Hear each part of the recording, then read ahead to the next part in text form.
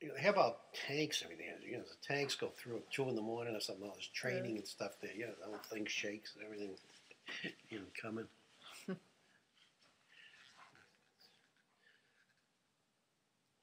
be scary to hear that.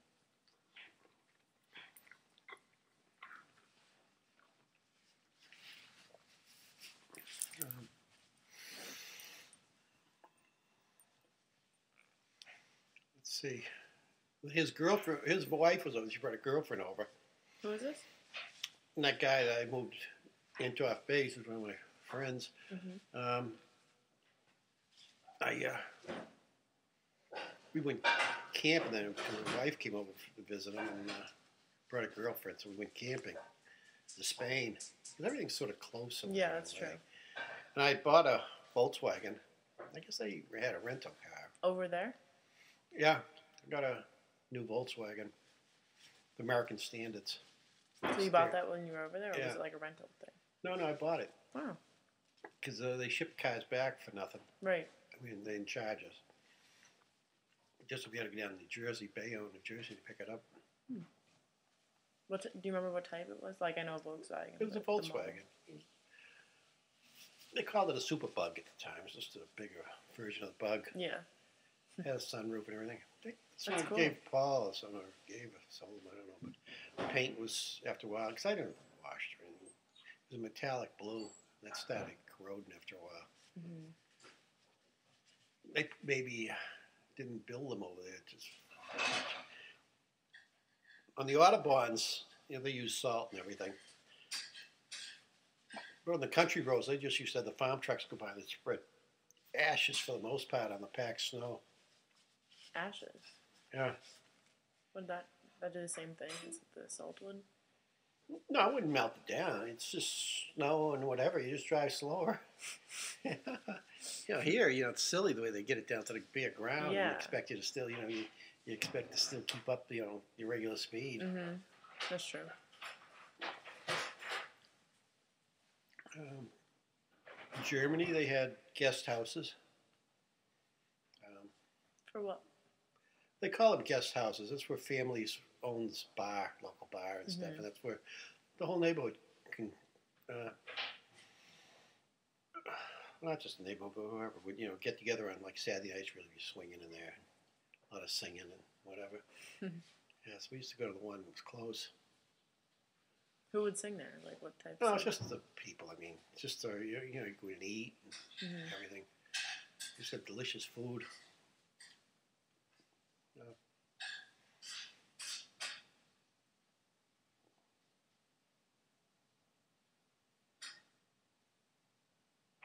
Let's see. Let me down some of the cities in Germany. What city did you say you guys were in? Or We're you were in the Nordbrücke. countryside, It was right? up by Saarbrücken or something there. It's really on the country.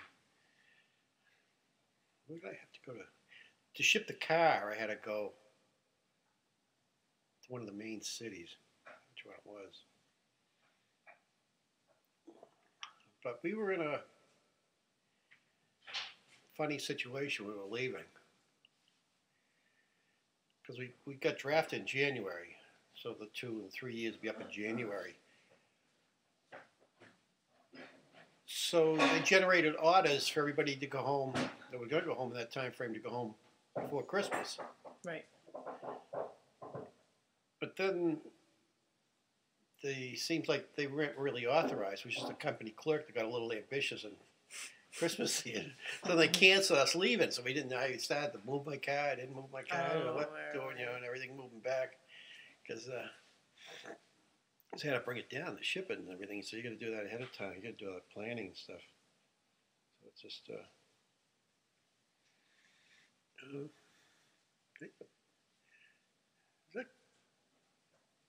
I'm not sure which town it was. I ended up sleeping under a park bench or on a park bench in that town that night because we got hung up on the timing and everything. Mm-hmm. Then they let us go. So park bench. So then, what year did you come back?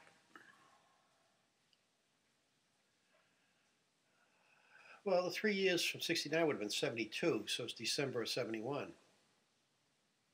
So you were in Germany for... Because we got out a little early then. We got up before Christmas. That's good. Yeah, So you got to be home I guess for I wasn't Christmas? over there for the full year, but yeah. Yeah, we got back, yeah. So what was it like when you were coming back? Were you excited, or was it kind of like... Yeah. Just a homecoming type thing, yeah. Especially for Christmas, I think. Yeah, you've been away, see the stuff. Yeah. Was your family excited to see you? I don't remember. Your mom probably was. It was a confusing family. It really wasn't. Yeah. I know what you mean. Were you having some chicken? Yeah. Is it good? Yeah. I haven't had any of it yet. I don't know which one you want. This one. Yeah, You can see the grab a napkin.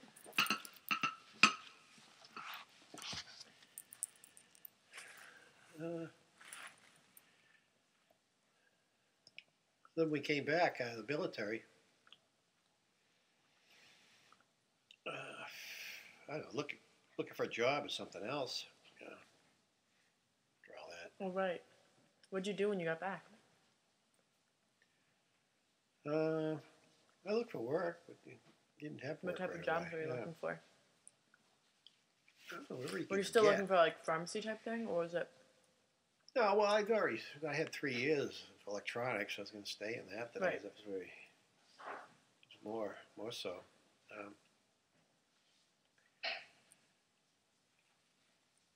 The telephone company at the time, New England, it was New England Telephone. It was like a family type thing that you sort of were born into or something. I think Joe knew somebody, I finally got a job at the telephone company. Oh, which one? Do you know what it's called? Well, it was New England Tel. Just New England. Yeah, it was in Boston. Oh, it was based in Boston, or like where you? Well, worked New in England Boston? Tel was all the telephone Right. before they broke them up. This is before they broke up the. But you worked like in the city. Yeah, it was a. Well, that's why I said the fixed plan, just like the switching things here. So that's more or less where they put me there. I ended up in this spot in there, and they had. This is across from the Prudential building, on one of these little street there, Harrison, I think it was. No, it's Harrison's downtown. Sure, that Ipswich Street. It's a little street right across from the Prudential, and it handled all the traffic, telephone traffic from the Prudential building and everything. Mm-hmm. So it's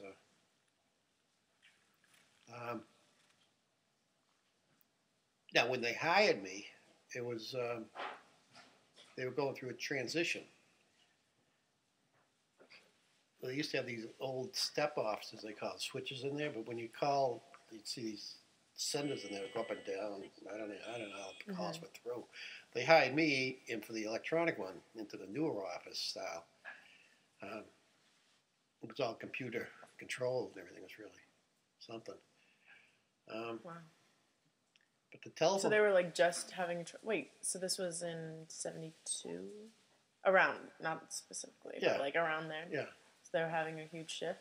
Well, what they were doing was they were getting ready to convert, and you just couldn't unplug one system, tear it down, and then rebuild another.